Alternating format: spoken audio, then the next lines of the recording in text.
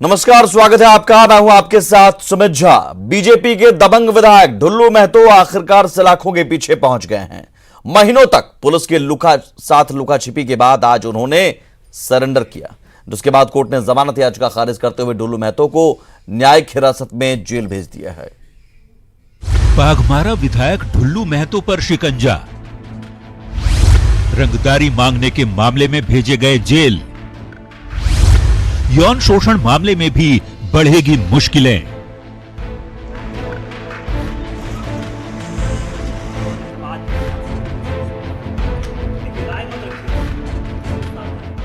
आखिरकार बीजेपी के दबंग विधायक ढुल्लू महतो सलाखों के पीछे पहुंच गए हैं। रंगदारी मांगने के मामले में बाघमारा विधायक ने न्यायिक दंडाधिकारी के आवासीय कार्यालय में अपने सहयोगी कपिल राणा के साथ सरेंडर कर दिया, जिसके बाद ढुल्लू की जमानत याचिका पर बहस हुई। लेकिन सहायक लोक अभियोजक संगीता ने ढुल्लू महतो की जमानत याचिका को खारिज करते हुए उन्हें न्यायिक हिरासत में जेल भेज दिया। जमानत याचिका पर बहस के दौरान ढुल्लू महतो के वकील ने कहा कि इरशाद पर विधायक ने 4 साल पहले मुकदमा दर्ज कराया था। इसी मुकदमे को वापस लेने का दबाव बनाने के लिए इरशाद ने ढुल्लू महतो के खिलाफ केस किया है। उन्होंने एक इरशाद नाम का आदमी जो मुजफ्फरपुर का है, जो विधायक से रंगदारी मांगने का कोशिश किया, मांगा, तो उसके विरुद्ध में विधायक जी ने मामला दायर किया था। ढुल्लू महतो के खिलाफ क्या मामला है वो जान लीजिए। मुजफ्फरपुर के कारोबारी इरशाद आलम ने शिकायत की थी। ढुल्लू महतो पर रंगदारी मांगने और हाईवा छीनने का आरोप लगाया था। धमकी, मारपीट और गाली गलौज का भी आरोप लगाया गया है। ढुल्लू समेत 5 लोगों के खिलाफ प्राथमिकी दर्ज कराई गई थी। इसके अलावा भी बाघमारा के दबंग विधायक ढुल्लू महतो पर कई मामले चल रहे हैं। ढुल्लू पर यौन शोषण का भी आरोप है, जबकि उसके चचेरे भाई ने भी रंगदारी मांगने का आरोप लगाया है। पुलिस पिछले कई महीनों से ढुल्लू महतो की गिरफ्तारी की कोशिशों में जुटी थी। इसे लेकर उनके चिटाही स्थित आवास से लेकर रांची स्थित फ्लैट पर भी कई बार छापे मारे गए। लेकिन आज ढुल्लू महतो ने रंगदारी के एक मामले में सरेंडर कर दिया और पुलिस को इसकी भनक तक नहीं लगी। लेकिन माना जा रहा है कि यौन शोषण सहित बाकी मामलों पर भी पुलिस विधायक को रिमांड में लेकर पूछताछ करेगी। दिलीप कुमार, न्यूज़ 18, धनबाद। रांची में जगन्नाथपुर हत्याकांड में नया मोड़ आ गया है। पति और बेटे की हत्या के आरोपी महिला का शव आज कुएं में मिला। दरअसल जगन्नाथपुर में कल ही महिला के पति और बेटे का शव मिला था। ऐसी आशंका जताई जा रही थी कि पति पत्नी के बीच विवाद के बाद महिला ने अपने पति और बेटे की हत्या कर दी। लेकिन आज आरोपी महिला का शव मिलने से सनसनी फैल गई। हालांकि इससे पहले भी महिला अपने बच्चे के साथ कुएं में कूदकर जान देने की कोशिश की थी। फिलहाल पुलिस पूरे मामले की जांच कर रही है।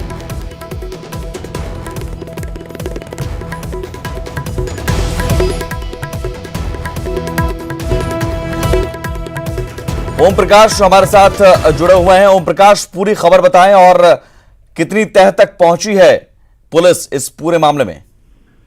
जी सुमित, अब तक जो जानकारी सामने आई है उसके अनुसार जो महिला थी वो पहले अपने बच्चे और पति की हत्या टांगी और साबल से मार कर दी थी, जिसके बाद खुद उसके बाद घर के पास ही बने कुएं में कूदकर जान दे दी। फिलहाल पूरा मामला एक तरह से जो प्रथम दृष्टया जांच में अब तक सामने आया है कि पूरा मामला स्पष्ट है कि महिला के द्वारा पहले दोनों की हत्या की गई, उसके बाद इस हत्याकांड को अंजाम देने के बाद महिला जो है वो कुएं में कूदकर जान दे दी। तो जिस तरह से पूरा विवाद पूरी तरह से एक घरेलू विवाद के रूप में और शक कहीं ना कहीं इस हत्या के पीछे अहम वजह बनी, जिसमें पति पत्नी के एक दूसरे पे शक की वजह जो है वो अहम रही और उसी की वजह से काफी दिनों लंबे अंतराल से इन लोगों के बीच आपसी विवाद चल रहा था और उसी वजह वही जो है वो विवाद इन दिनों हालांकि गहरा गया, जिसके बाद पत्नी और पति के बीच हुए विवाद के बाद ये पूरी घटना हुई। पत्नी के द्वारा दोनों की हत्या की गई और उसके बाद घर के पास ही बने कुएं में कूदकर जान दे दी गई। फिलहाल जो स्थानीय लोगों ने आज शव को कुएं में तैरते देखा, जिसके बाद पुलिस को इसकी जानकारी दी गई और पुलिस ने शव को निकाला है। फिलहाल पोस्टमार्टम के लिए भेजा गया है और भी जो पोस्टमार्टम रिपोर्ट आता है उस अनुसार आगे की कार्रवाई की जाएगी। जी सुमित, बहुत शुक्रिया ओम प्रकाश जानकारी के लिए।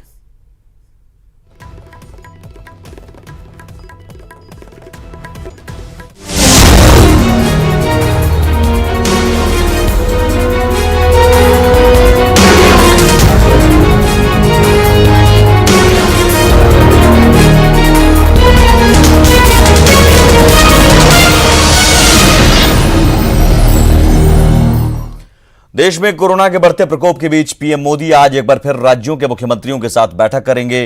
दोपहर 3 बजे वीडियो कॉन्फ्रेंसिंग के जरिए ये मीटिंग होगी, जिसमें कोरोना से बचाव और लॉकडाउन पर आगे की रणनीति पर मंथन होगा। राज्यों के मुख्यमंत्रियों के साथ पीएम की ये 5वीं बार बैठक होगी। इससे पहले 20 मार्च, 2 अप्रैल, 11 अप्रैल और 27 अप्रैल को प्रधानमंत्री नरेंद्र मोदी मुख्यमंत्रियों के साथ बैठक कर चुके हैं। देश में लॉकडाउन का तीसरा चरण 17 मई को खत्म हो रहा है। कई राज्य इसे आगे बढ़ाने के पक्ष में हैं। सभी मुख्यमंत्री प्रधानमंत्री नरेंद्र मोदी को इसे लेकर सुझाव देंगे। बैठक में सभी राज्यों के सीएम के साथ साथ गृह मंत्री अमित शाह, स्वास्थ्य मंत्री डॉक्टर हर्षवर्धन, मुख्य सचिव, गृह सचिव, स्वास्थ्य सचिव और राज्यों के डीजीपी भी शामिल होंगे। करीब 1.5 महीने बाद एक बार फिर से यात्री ट्रेनें पटरियों पर दौड़ती नजर आएंगी। मंगलवार से दिल्ली से देश भर के 15 शहरों के लिए स्पेशल ट्रेनें चलाई जाएंगी। क्या है रेलवे की तैयारी और यात्रियों की यात्रा कैसे मंगलमय होगी, जानिए इस रिपोर्ट के जरिए।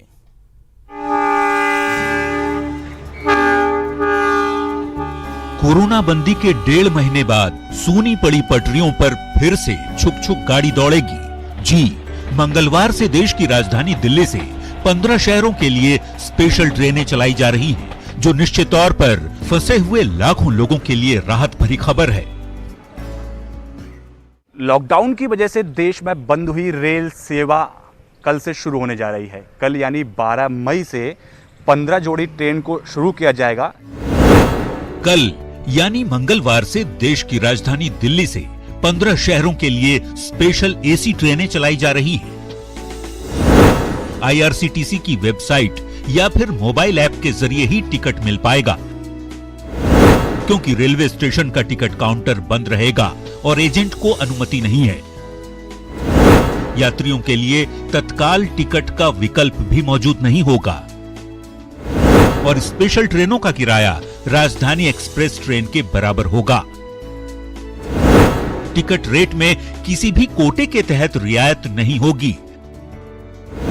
रेलवे स्टेशन पर यात्रियों को थर्मल स्क्रीनिंग से गुजरना जरूरी होगा। जांच में स्वस्थ पाए जाने के बाद ही यात्रा करने की अनुमति होगी। सफर के दौरान यात्रियों को मास्क पहनना अनिवार्य होगा। ये ट्रेनें सीमित स्टेशनों पर रुकेंगी, हालांकि ट्रेन में पेंट्री कार की सुविधा नहीं होगी। रेलवे की घोषणा ने लोगों को बड़ी राहत दी है। कल से 15 जोड़ी नई ट्रेनें जो हैं वो कई स्थानों से चलेंगी, जिसमें पटना जंक्शन भी एक है। दिल्ली से चलने वाली जो ट्रेन है उसकी जो स्टॉपेज है कानपुर सेंट्रल, उसके बाद प्रयागराज और दीनदयाल उपाध्याय जंक्शन के बाद सीधा पटना जंक्शन यहाँ पे पहुंचेगी। दिल्ली से जिन 15 शहरों के लिए ट्रेन चलाई जा रही है, उनमें पटना, रांची, सिकंदराबाद, बेंगलुरु, चेन्नई, डिब्रूगढ़, अगरतला, हावड़ा, बिलासपुर, भुवनेश्वर, तिरुवनंतपुरम, मडगांव, मुंबई सेंट्रल, अहमदाबाद और जम्मू तवी शामिल है। करीब 50 दिन के लंबे अंतराल के बाद भारतीय रेल की सेवाएं कल से शुरू होगी। जो जानकारी मिली है उसके अनुसार दिल्ली से एक ट्रेन रांची के लिए भी शुरू होगी। कुछ शर्तें हैं, जिसमें मास्क लगाना जरूरी होगा। साथ साथ जो भी यात्री हैं उनकी दिल्ली में स्क्रीनिंग होगी और उसके बाद फिर रांची में स्क्रीनिंग की जाएगी। वैसे रेलवे की इस पहल से कई शहरों में फंसे लाखों लोगों को बड़ी राहत मिलेगी, इसमें कोई दो राय नहीं। हालांकि जरूरतमंद लोगों को यात्रा के लिए अपनी जेब ढीली करनी पड़ेगी।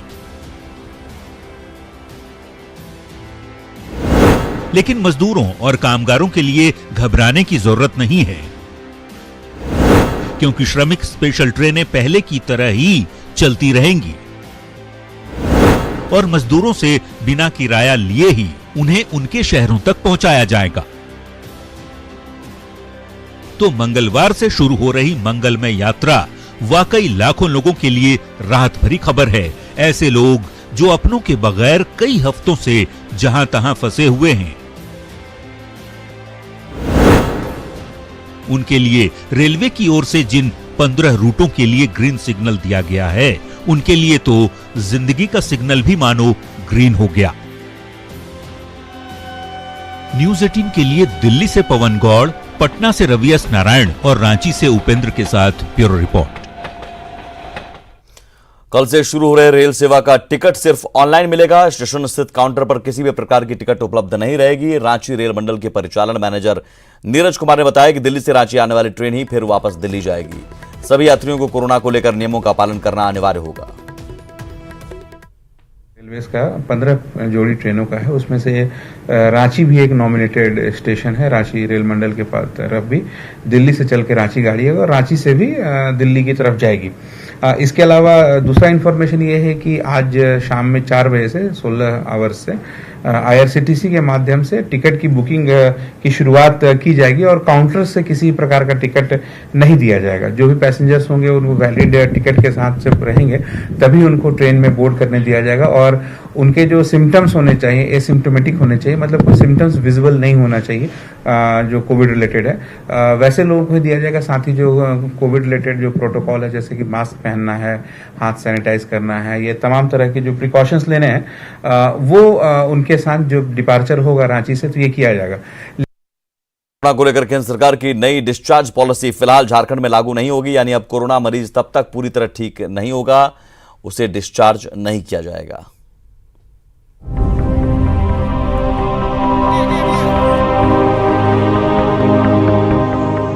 केंद्र सरकार ने कोरोना को लेकर डिस्चार्ज पॉलिसी बदल दी है। केंद्र की पॉलिसी के मुताबिक 3 दिनों तक बुखार नहीं आने और ऑक्सीजन लेवल ठीक होने पर मरीज को 10 दिन में डिस्चार्ज किया जा सकता है। इसे लेकर चिट्ठी भी आ चुकी है। रिम्स के अधीक्षक इसे उन राज्यों के लिए बेहतर मान रहे हैं जहां मामले ज्यादा है, लेकिन झारखंड की परिस्थिति अलग है और फैसला राज्य सरकार को लेना है। केंद्र ने गाइडलाइन अपना दे दिया है, उसमें उसने कहा है कि 10 दिन के बाद अगर पिछले 3 दिनों से उसे बुखार नहीं है और अगर उसका SpO2 ऑक्सीजन सैचुरेशन जो होता है वो 95% बिना ऑक्सीजन की सहायता के है या उससे अधिक है तो उसको हम लोग डिस्चार्ज कर सकते हैं। ये गाइडलाइन केंद्र सरकार की ओर से आया है। इसको हमारे राज्य सरकार को अडॉप्ट करना होगा, तभी हम लोग इसको, चूंकि एक तरह से पैराडाइम शिफ्ट है तो इसको हम लोग को अडॉप्ट करने से पहले सरकार से परमिशन लेना होगा। भले ही रिम्स 10 दिन के डिस्चार्ज पॉलिसी को लेकर असमंजस में हो, लेकिन सरकार ने साफ कर दिया है कि ये पॉलिसी अभी झारखंड में लागू नहीं होगी। जिनमें कोरोना के लक्षण है या मरीज है उन्हें पूरी तरह ठीक होने पर ही डिस्चार्ज किया जाएगा। वो जो व्यवस्था है भारत सरकार ने जो की है वो मुख्यतः हॉस्पिटल के बेड्स जहां बहुत ज्यादा रश हो गया है हॉस्पिटल्स में उसके लिए है। हमारे राज्य में सौभाग्य से भी वैसी स्थिति नहीं है, इसलिए हम लोग उसको प्रॉपर टेस्ट करके ही छोड़ेंगे ताकि जब वो वापस जाए अपने घर तो उनके घर वालों को भी कॉन्फिडेंस रहना चाहिए कि नेगेटिव है। झारखंड में कोरोना के बढ़ते संक्रमण के बीच ये आंकड़ा 150 के पार चला गया है, जबकि 50 से ज्यादा लोग ठीक भी हुए हैं। अब सरकार चाहती है कि मरीज जब घर जाए तो पूरी तरह से स्वस्थ हो ताकि उस मरीज से कोरोना के संक्रमण का खतरा पूरी तरह से खत्म हो जाए। न्यूज़ 18 के लिए रांची से उपेंद्र कुमार की रिपोर्ट। और प्रदेश भर में बड़ी संख्या में घर वापसी कर रहे प्रवासी कामगारों को सुरक्षित क्वारंटीन करना एक बड़ी चुनौती बन रही है, लेकिन देवघर के गांव की पहल ने जिला प्रशासन के माथे से पसीना पोंछ दिया है। साथ ही दूसरे गांव के लिए एक मिसाल भी पेश की है।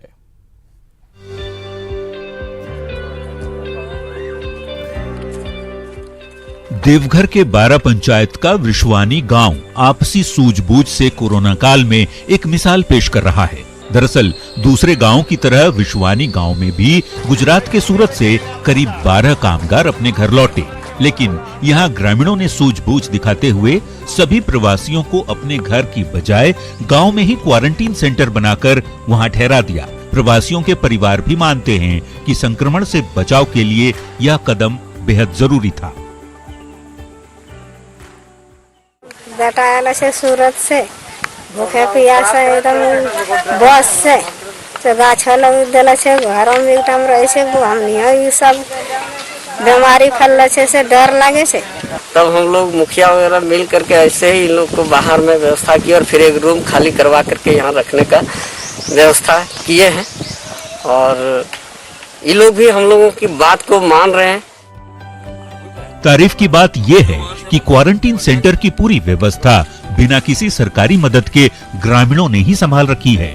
घर लौटने वाले कामगार भी अब जांच रिपोर्ट आने तक अपने घर से अलग क्वारंटीन में ही रहना चाहते हैं। से आए हैं, इसके वजह से हम घर नहीं गए, हमारे बाल बच्चा भी है, इसकी वजह से हम सोशल डिस्टेंस से इधर हम लोग बाहर में ही रहते हैं। दरअसल दूसरे प्रदेशों से लौटने वाले सभी प्रवासियों को 14 दिनों का होम क्वारंटीन करने का निर्देश दिया जा रहा है। 12 पंचायत की ये जागरूकता बता रही है कि कोरोना रूपी राक्षस का अंत ग्रामीण चेतना के ब्रह्मास्त्र से ही संभव है। न्यूज़ 18 के लिए देवघर से ऋतुराज सिन्हा की रिपोर्ट। बोकारो का चंद्रपुरा इलाका रेड जोन में है। इसके बावजूद लोग सोशल डिस्टेंसिंग का पालन नहीं कर रहे हैं। आज बैंक खुलते ही लोगों की भारी भीड़ इकट्ठा हो गई और लोग सोशल डिस्टेंसिंग की धज्जियां उड़ाते हुए लाइन में लग गए। लोगों के मुताबिक बैंक सिर्फ एक दिन के लिए खुला है। बैंक के बाहर जायजा लिया हमारे सहयोगी ज्ञानेंदु ने। देखिए, इस वक्त मैं चंद्रपुरा तेलो में हूँ, जहाँ रेड जोन जिला प्रशासन ने इसको घोषित किया था और लगभग डेढ़ महीने के बाद इस जोन को छूट दिया गया है, जो सुबह 6 बजे से शाम 7 बजे तक के लिए कुछ राहत दी गई है। आप देख सकते हैं कि यहाँ पर जो बैंक पंजाब नेशनल बैंक है उसके सामने जो स्थिति है, लोग डिस्टेंसिंग का ख्याल नहीं रख रहे। बैंक खुलते ही लोग उमड़ पड़े हैं पैसे निकालने के लिए। लोगों के मन में ये भ्रम है कि बैंक एक दिन शायद खुलेगा, इसीलिए लोगों की भीड़ काफ़ी यहाँ पर जुड़ गई है। देख सकते हैं कि महिलाएं, बच्चे, सारे लोग यहाँ पर पहुँच गए और सोशल डिस्टेंसिंग का जरा भी ख्याल नहीं रखा जा रहा है। सब एक लाइन से लोग खड़े हैं और सट के खड़े हैं। सबसे बड़ी बात है कि ये जो बोकारो का चंद्रपुरा तेलो है, ये रेड जोन कहा जाता है। चूँकि सारे मरीज ठीक हो गए हैं, लेकिन फिर भी लोगों को डिस्टेंसिंग का ख्याल रखना काफ़ी जरूरी है। देखिए मेरे साथ मुखिया पति, देखिए एक चीज़ है, आज बैंक खुला है, लोग सोशल डिस्टेंसिंग का ख्याल नहीं रख रहे हैं, क्या कहेंगे आप? इस विषय पर तो गलत है, सोशल डिस्टेंसिंग का पालन होना चाहिए और हम लोग प्रयास कर रहे हैं। जो महिलाएं हैं, बच्चे, वो लाइन में खड़े हैं, लेकिन सोशल डिस्टेंसिंग का ख्याल नहीं रखा जा रहा। देखिए बैंक के अधिकारी भी मेरे साथ हैं, उनसे जानने का प्रयास करते हैं किस तरह सोशल डिस्टेंसिंग का ख्याल ये रख रहे हैं। देखिए यहाँ पर अंदर में बैठे हुए हैं, कुछ लोग बैठे हुए हैं जो सोशल डिस्टेंसिंग का पालन कर रहे हैं। देखिए बैंक के अधिकारी भी ये प्रयास भी अपने तरफ से कर रहे हैं। सर एक चीज़ बताइए, आप प्रयास भी कर रहे हैं लेकिन लोग सोशल डिस्टेंसिंग का ख्याल नहीं रख पा रहे हैं। आज इतना दिन बाद बैंक खुला है, क्या कहेंगे? नहीं सर, हमारे तरफ से तो पूरी प्रयास की जा रही है कि बाकायदा हमने अपने स्टाफ को भी लगा रखा है कि वो सोशल डिस्टेंसिंग को मेंटेन करवाए लोगों के बीच में, और हम कोशिश तो कर ही रहे हैं सर। बाकी अभी थाना पुलिस प्रशासन से भी बात हो रही है कि वो सिपाही यहाँ दें, उनसे भी संपर्क करने का हम लोग प्रयास कर रहे हैं कि हाँ प्रशासन को देना चाहिए था, वो दिया नहीं, बैंक खुला है आज। नहीं, हम लोग अपने तरफ से तो प्रयास कर रहे हैं उनसे संपर्क करने का। जो अधिकारी हैं वो जरा सा भी सजग नहीं दिख रहे हैं कि इतनी बड़ी लापरवाही से बहुत बड़ी चूक हो सकती है। ज्ञानेंदु जयपुरिया, न्यूज़ 18 बोकारो। सरायकेला में अब तक कोरोना का एक भी मरीज नहीं है और ये ग्रीन जोन है, लेकिन सरकार की पहल पर बाहर के प्रदेशों में फंसे लोगों की घर वापसी हो रही है। रेड जोन से आ रहे लोगों के कारण जिले में कोरोना संक्रमण की चिंता गहराने लगी है।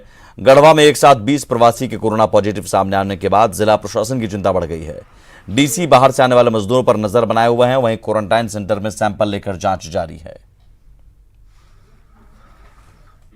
जो भी रेड जोन से आ रहा है, जैसे रायपुर है, सूरत है और कहीं पूरा तेलंगाना का हैदराबाद से पड़ गया, सभी को हम लोग अपना स्टेट का, हमारा जिला का जो क्वारंटाइन सेंटर्स है वहाँ भी शिफ्ट किया हम लोग। वहाँ उन लोगों का सैंपल्स लिया जा रहा है और वो टेस्टिंग होके नेगेटिव होने के बाद ही उनको हम लोग को क्वारंटाइन के लिए घर भेज दें। अभी तो सबका ठीक ठाक ही है, जितने कोई आए हैं उन लोगों को सबको खाना मिल रहा है, रहने के लिए सुविधा भी दिया जा रहा है।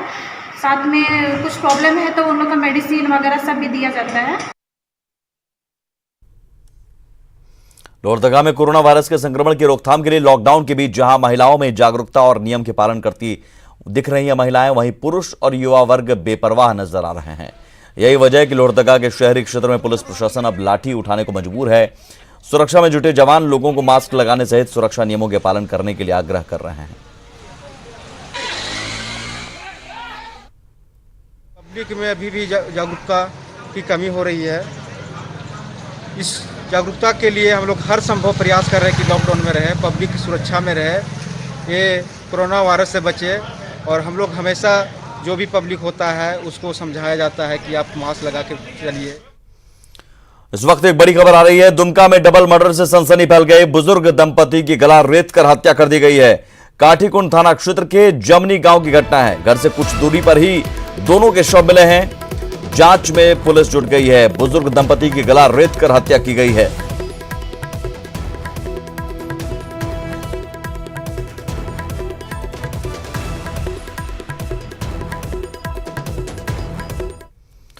चतरा पुलिस ने अफीम तस्करों के खिलाफ अब तक की सबसे बड़ी कार्रवाई करते हुए करीब 50 लाख रुपए का अफीम पकड़ा है। साथ ही 2 तस्करों को गिरफ्तार भी किया है। पुलिस ने गुप्त सूचना के आधार पर कार्रवाई की और विशेष छापेमारी अभियान चलाकर मुहिम को सफल बनाया। राजपुर थाना प्रभारी ने बताया कि झारखंड बिहार सीमा पर तस्कर बड़े पैमाने पर तस्करी करते हैं। पुलिस को ऐसे तस्करों की काफी दिनों से तलाश थी। सूचना मिली थी कि जंगो कलार साहतू के जंगली एरिया के 1-2 घर है जहाँ पर भारी मात्रा में अफीम रखा हुआ है एवं उस अफीम को रखे हुए अफीम पर माफिया लोग का नज़र है। और जैसा ही सूचना मुझे मिली फौजी पदाधिकारी को सूचित किए और जाकर छापामारी किए, जिसमें 57 किलो गीला अफीम, 1.5 किलो गांजा और 64 किलो डोडा बरामद हुई। चतरा में आंधी के साथ हुई जोरदार बारिश ने जमकर कहर बरपाया है। बेमौसम बारिश से जहां किसानों और कच्चा व्यवसाय से जुड़े व्यापारियों को भारी नुकसान हुआ है, वहीं तेज आंधी से जिले के कई प्रखंडों में दर्जनों विशालकाय पेड़ धराशायी हो गए। आंधी बारिश से जिले में बिजली आपूर्ति भी बाधित हुई है। जगह जगह बिजली के खंभे गिर गए हैं।